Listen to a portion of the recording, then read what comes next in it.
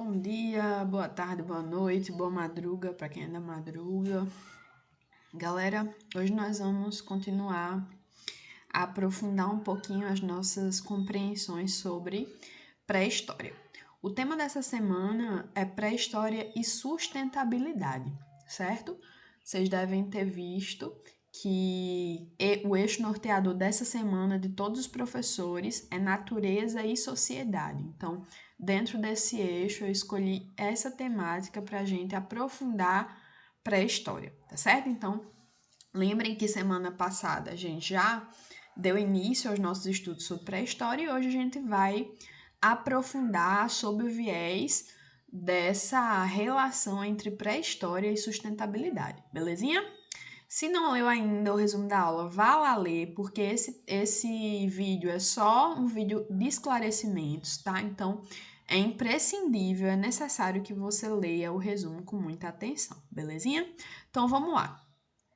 Se a gente está falando de pré-história e sustentabilidade, a gente já sabe o que é pré-história, né? A gente já estudou semana passada. Só que esse conceito de sustentabilidade pode ser novo para algumas pessoas, apesar de que é uma palavrinha muito falada, né? Na televisão, nos meios de comunicação, nas redes sociais, porque tem muito a ver com a nossa relação com a natureza hoje. Então, qual é o conceito de sustentabilidade? É uma busca pelo equilíbrio entre o suprimento das necessidades humanas e a preservação dos recursos naturais, não comprometendo as próximas gerações. Em outras palavras, é uma maneira de lidar com a natureza de uma forma que a gente não esgote os recursos naturais, para que as próximas gerações, os nossos filhos, netos, bisnetos, tataranetos, também tenham acesso aos recursos naturais essenciais para a vida humana. Certinho? Beleza? Então, existem recursos naturais que são finitos, né? E existem aqueles que se renovam, certo? Então, tem alguns recursos. E mesmo esses, gente, que são renováveis, eles são renováveis, mas muitas vezes demoram centenas de anos para eles se renovarem. Daí a importância da gente preservar, tá certo? Então, florestas, água e solo são recursos renováveis, são exemplos de recursos renováveis. Lembrando que não é porque é renovável que é de boa, é fácil a gente destruir e reconstruir tudo. Não, não é assim. A gente sabe que uma floresta, para ela virar um ecossistema, né? Totalmente formado aí, muitas vezes pode levar em milênios, né? Então, não é uma coisa simples. Mesmo jeito com a água, mesmo jeito com o solo. Não é fácil da gente recuperar esses recursos, tá? E tem aqueles recursos que não são renováveis ou que precisam de tempo, assim, de um tempo absurdo para se renovarem, coisa de milhões de anos, né? Então, exemplo disso é o petróleo, o carvão mineral, o alumínio e o ouro. São recursos que são findados, né? Findáveis, né? Eles têm uma finitude. Belezinha? Ok, professora. E o que é que isso tem a ver com pré-história? Se você já leu o resumo, você vai entender que a nossa ideia hoje é ir percebendo como foi se transformando a relação do homem com a natureza durante a pré-história, levando em conta aqueles subperíodos da pré-história que a gente falou. Quais são esses subperíodos, galerinha? Quais são os subperíodos da pré-história? Paleolítico, Neolítico e Idade dos Metais. Então, a gente vai olhar cada período desse agora, não só observando as características desse período, mas observando como o homem lidava com a natureza nesses períodos. Para descobrir o quê? Para descobrir se eram relações sustentáveis ou não. Tá certo? Então, começando pelo Paleolítico. No Paleolítico, a gente tinha a espécie humana, né? E aí eu tô falando especificamente quando nossa espécie surge, né? Porque lembra que o Paleolítico envolve aí outros hominídeos, né? Que não só a nossa espécie, né? Por exemplo, Australopithecus, o Homo neandertal, que a gente viu na outra aula. Mas aqui eu tô falando especificamente do momento que surge a nossa espécie, o Homo sapiens, tá? Isso acontece cerca de 350 mil anos atrás. Então, como era a vida do homem no Paleolítico e como era a sua relação com a natureza? O homem era nômade, ainda não era não tinha ainda um lugar fixado, né? Então ele ficava se movimentando para procurar espaços, lugares que tivessem mais recursos. Então éramos caçadores e coletores e vivíamos em pequenos grupos, né? De 20 a 100 pessoas. Isso dependia muito da condição do local, tá certo? Então, olha só que interessante. Nesse momento aqui, como era a relação com a natureza? Era uma relação totalmente integrada, né? O ser humano, obviamente, aí ele se entendia como totalmente parte da natureza, da própria natureza selvagem, como a gente fala hoje, né? Pra gente, a gente fala natureza selvagem. Então, o homem fazia total parte disso, ele estava totalmente intrincado. E assim a relação era muito mais sustentável, porque veja, o homem era nômade, ele ficava durante um tempo em determinado lugar, quando os recursos estavam se esgotando, o que é que acontecia? Se deslocava, o seu grupo se deslocava para outro onde tivesse novamente frutos para coletar, onde tivesse água em abundância, enfim.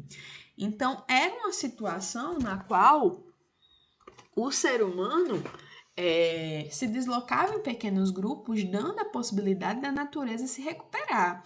E mesmo assim, o impacto que ele tinha, porque eram pequenos grupos, né, vários pequenos grupos, era um impacto ainda pequeno diante da natureza, tá certo? Aqui eu coloquei uma imagem de uma pintura rupestre, né, lembrando aqui o modo de vida nômade, caçador e coletor, né? Aqui a gente vê uma pintura de uma caça, claramente aqui, né? A gente tem aqui o arco e flecha demonstrando essa atividade da caça, tá certo?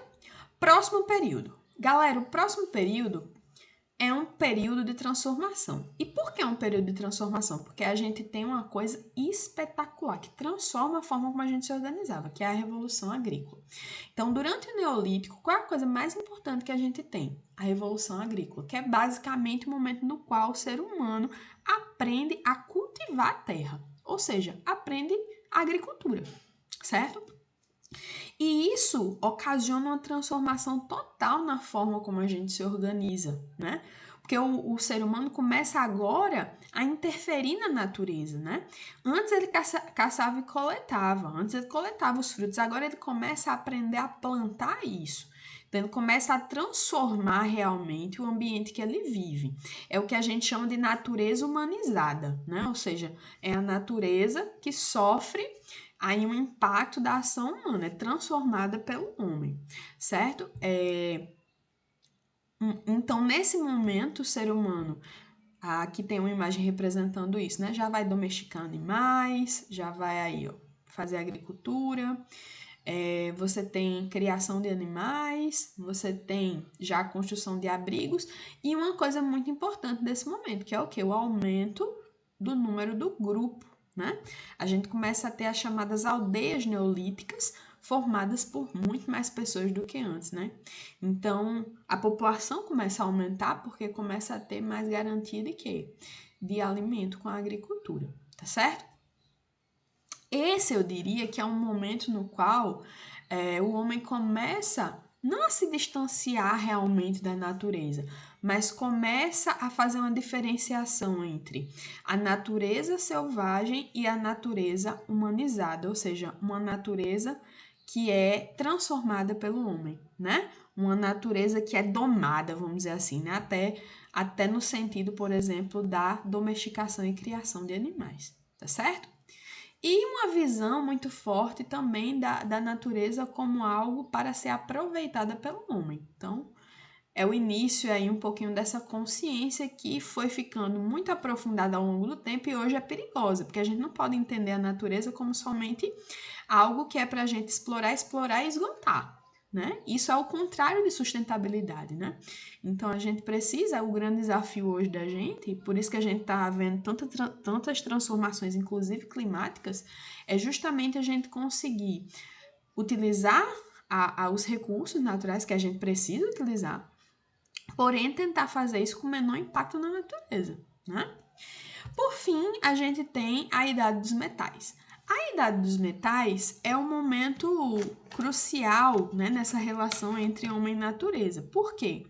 Porque aqui com a metalurgia, você tem a metalurgia, ou seja, a técnica, né, de fabricar ferramentas de metal, vai possibilitar, entre outras coisas, que o ser humano produza ferramentas que são mais eficientes na agricultura. E isso, consequentemente, vai levar a um aumento da produção.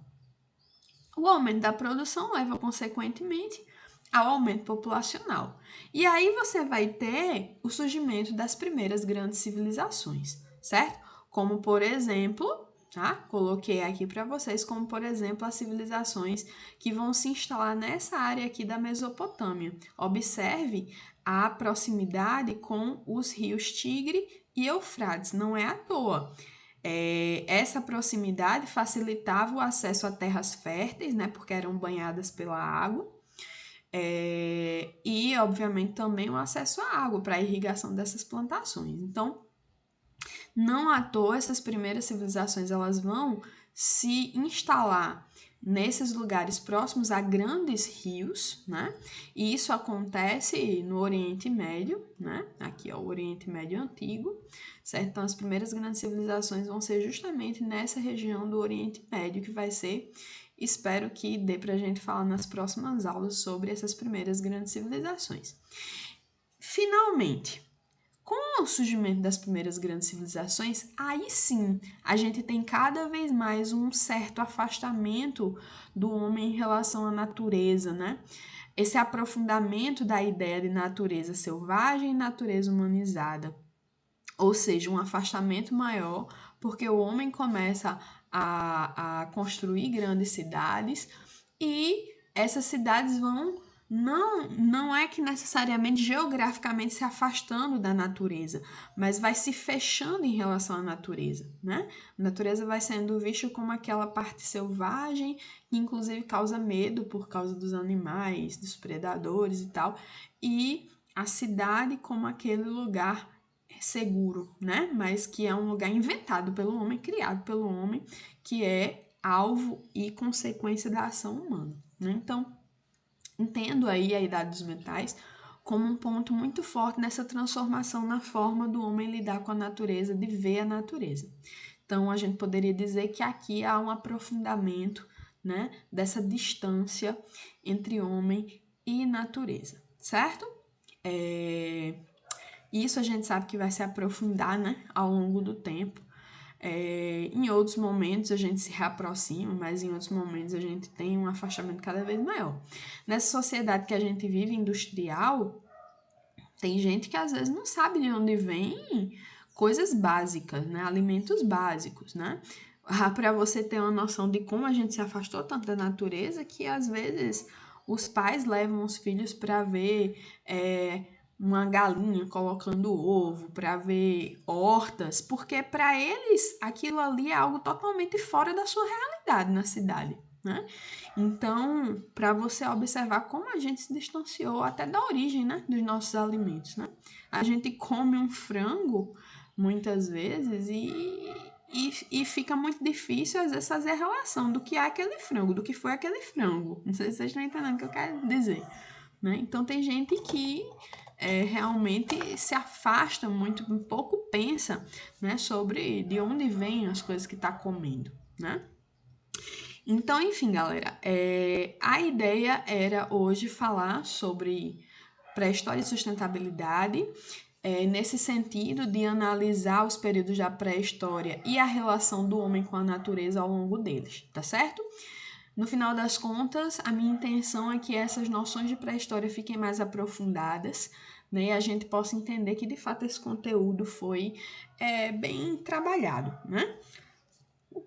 Tá certo, pessoal? Então, por hoje é só. Eu espero que vocês tenham conseguido compreender. Eu acredito que com a leitura e o vídeo fica bem mais fácil de compreender com os dois, mas a leitura é essencial, galera. Tem que ler e ler de uma forma atenta, tá bom?